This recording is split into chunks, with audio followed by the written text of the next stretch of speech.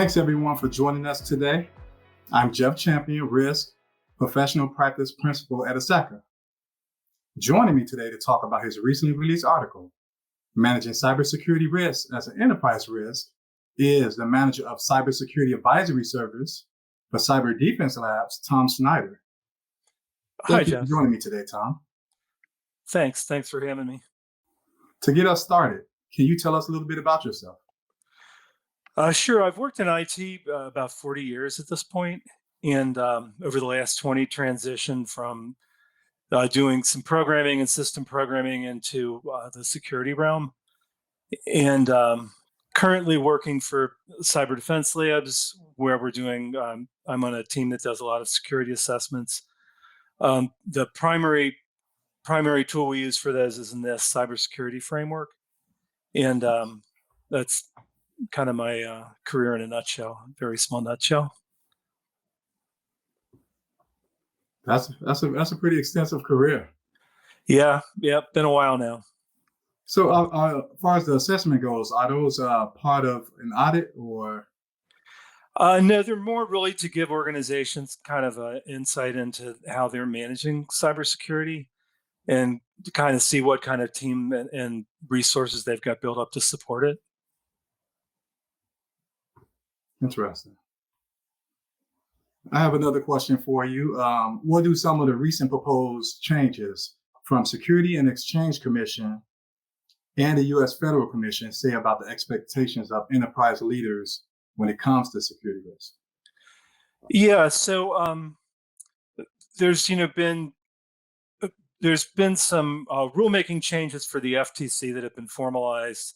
And then the Security Exchange Commission, they've proposed some changes that are still under discussion and haven't been completed yet. But both of those are really tending towards looking for more participation from the board of directors and senior management in their oversight of cybersecurity. So in particular, the SEC has proposed some changes that would be included in the 10K reports, which public companies need to provide annually. Those are typically just published on their website, so it gives investors information about the company and kind of the business environment that they're operating in and the company's prospects. So what the SEC is proposing get added to the 10K report are information about policies and procedures, especially around managing cybersecurity risk. And then for cybersecurity governance, what the board of directors is doing to provide oversight. And then management's role in implementing the policies and procedures that have to do with managing cybersecurity risk. And then also disclosing information about the board of directors' cybersecurity expertise. And the other thing they proposed is requiring any disclosures for cybersecurity incidents on a particular schedule. And that's the disclosure of incidents has proved to be kind of the most controversial one of the proposals. So that one's the one I think that's drawn the most attention. But these other changes, they really point towards an expectation that management and the board of directors are more involved in the oversight of cybersecurity. And then for the Federal Trade Commission, they've updated their safeguards.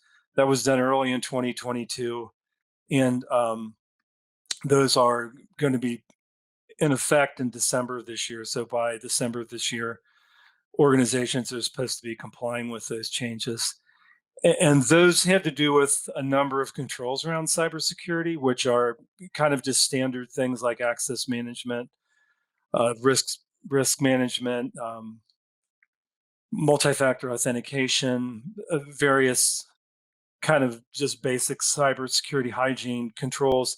And then sort of the more interesting thing is it requires organizations to have what's called a qualified individual, which is kind of a CISO-like role, but not necessarily someone with that title. And then that qualified individual is supposed to report to the board of directors at least annually on the status of the security program for the organization. So those are, from a regulatory aspect, kind of the big changes that the article covers. Well, I can definitely see that with the qualified individual. I can definitely see due care And that would definitely be able to be a better responding back to the board and leaders with the necessary information. Probably data analytics, which they're probably doing most likely when they get feedback. That could be for larger organizations. For smaller organizations, I think the expectation is just kind of a written report that gives the current state of the program and kind of insights into what changes need to be made to better secure the environment, especially in light of the controls that the FTC's written into their safeguards. Interesting. What are some of the main ways leaders should be more proactive when overseeing a security program? So one thing I think that's called out by both of these changes would be for the board of directors and management to have some level of expertise in cybersecurity, and if the particular directors or the upper management of an organization doesn't have that, then engaging consultants or some other resource that can help provide that to them. And then beyond that, it's really looking at there being policies, procedures in place, there being some plan to manage security in the environment. And then I think the other thing are just kind of having the resources in place that are necessary. So that would be both people and then the funding for tools and training to make those resources effective. I agree. And with that being said, because I'm a big fan of the risk management frameworks. What are the ways that risk management frameworks you think that they could be most effective? So the enterprise risk management frameworks that the article speaks to are the COSO enterprise risk management, so COSO ERM, and then from ISO, the ISO 31000 framework. And while both of those there's differences in those, there's a lot of commonality between them as well. And some of the things that kind of jump out to me, both of those are looking for there to be oversight essentially from the upper management of the organization. So again, the board and the senior management. And then they're also looking for there to be like organizational structures in place that would help support enterprise risk management. So that could be risk management staff and then the policies and procedures that the firm would use to report on enterprise risk. They also look at there being kind of a culture within the organization that supports enterprise risk management, and then also having the necessary resources. So again, the staff and if needed, funding for tools. So those would be like facilities or capabilities that the enterprise risk management programs would be looking to be in place to help support enterprise risk management. And then I think from a cybersecurity perspective, once there's an ERM program in place, you would look for that to manage cybersecurity related risk. And then the other thing that I think is interesting is really all those features that need to be in place to manage enterprise risk. They're really similar to capabilities that need to be in place as far as managing cybersecurity risk itself. So again, the board needs to be involved, senior management needs to be emphasizing the importance of managing cyber risk. And then you need to have necessary resources in place to be able to implement a program as well. Why are the risk treatment plans useful, and who do you think should oversee them as far as their creation and implementation? So ideally, I think the risk treatment plans would be overseen by the enterprise risk management program, so whoever's running that. But then I think one of the important benefits of having a treatment plan is having an owner assigned to it, so that there's one person who's really accountable and responsible for overseeing the progress on that plan. So that would be a person to kind of drill down on what's needed to assuming there's some kind of mitigation that needs to be put in place, what's needed to make that mitigation effective, and then having some timelines that are being managed. So if there's interim steps along the way, what are the dates for those to be accomplished? And then, what's the target date for the plan to be implemented overall? And then that person too should be responsible for kind of keeping track of the plan and to be able to report to the enterprise risk management team and to senior management about the progress that's being made and if there are any issues along the way that need to be addressed. Yeah, that's a good example. That's a really good example. To circle back, do you think the board members should have cybersecurity background? Because I really think that would help to have some expertise when the CISO reports to them. So that's a good question. And so the proposed changes for the SEC, they're not at this point necessarily requiring the board to have cybersecurity expertise, but they are requiring the board, they would be requiring the organization to identify, like in the 10K and other reports, if that kind of expertise exists for the organization.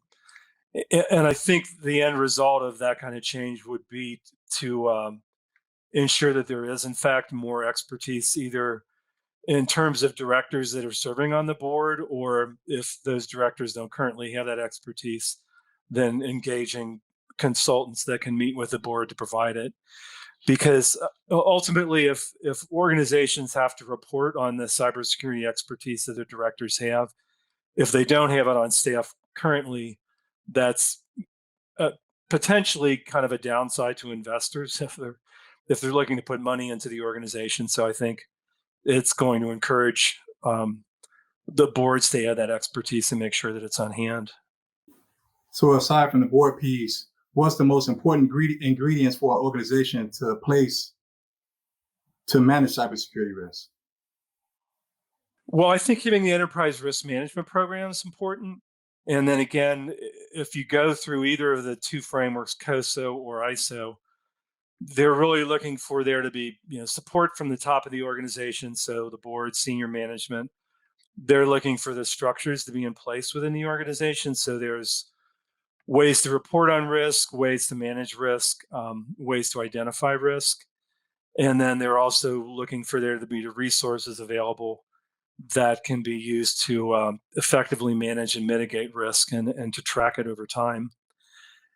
And then besides those kind of high level oversight functions, the other things really that both of the frameworks provide are kind of some guidance on what needs to be included in the program to manage risk. So things like identifying threats, cataloging risks for the organization, determining the severity of those risks so you can prioritize how you're going to approach treating them.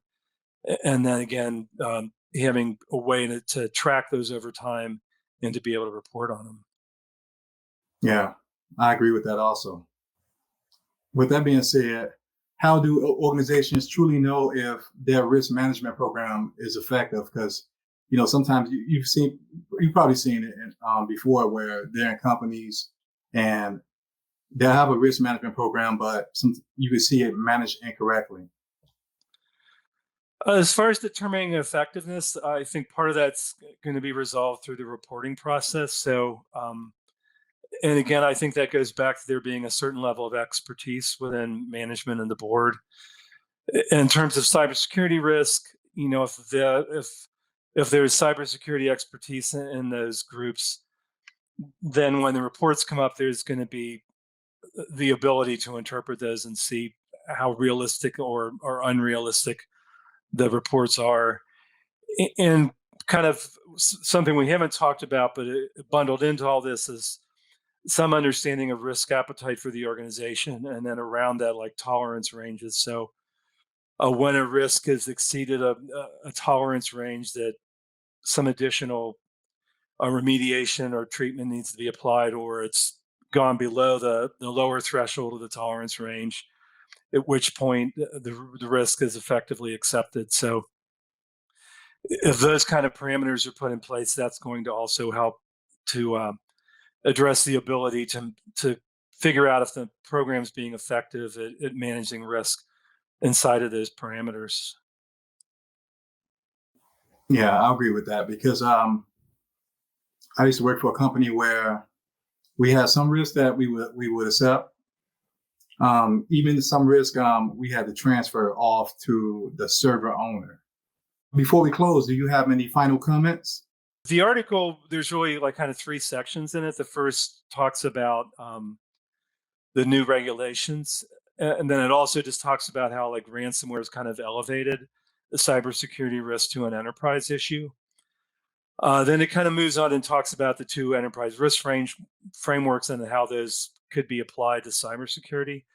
And then a final thing, it talks about this major security incident at the Health Security Exchange of Ireland.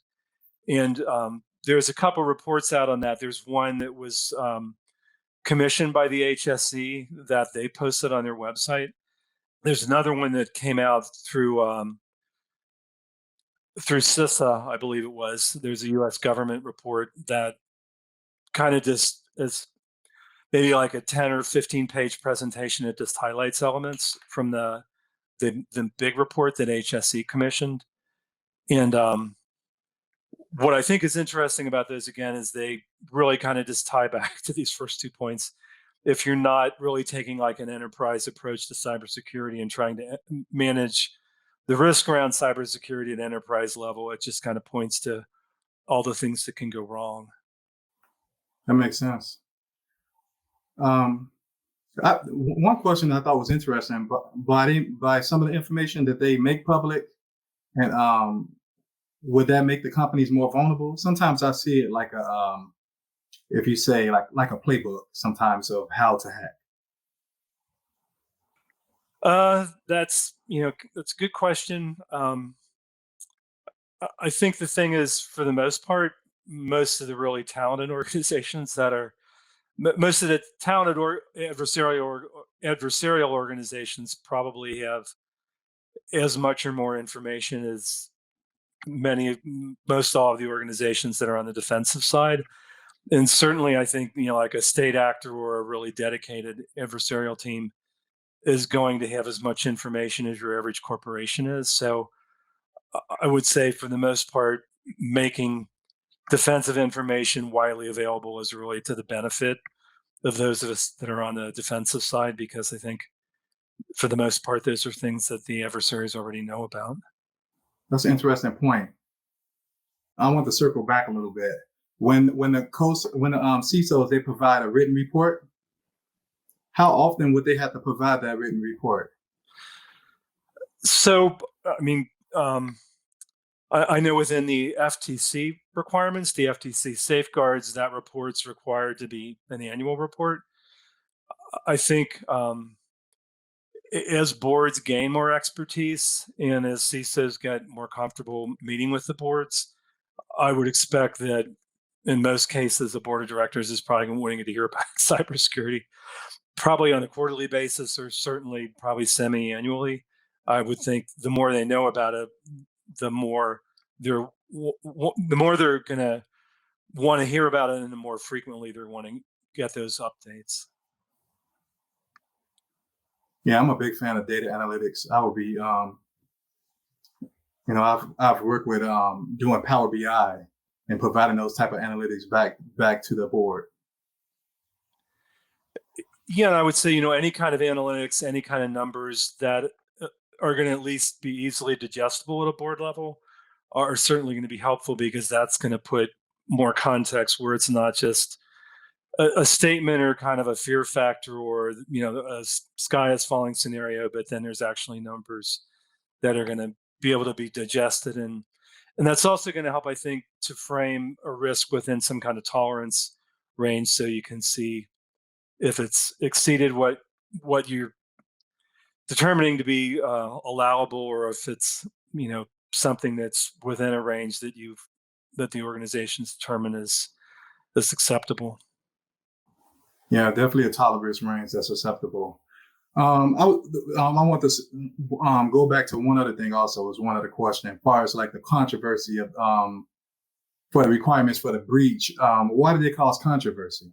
I was just curious. I think the main issue there is, if I remember correctly, the proposal from the SEC is requiring notification within 24 hours. I know the controversy is primarily focused around the time frame, as far as I understand it, and I believe that was 24 hours was the initial proposal. So I think there were concerns there about, how is that really feasible to be able to give a reasonable report within 24 hours?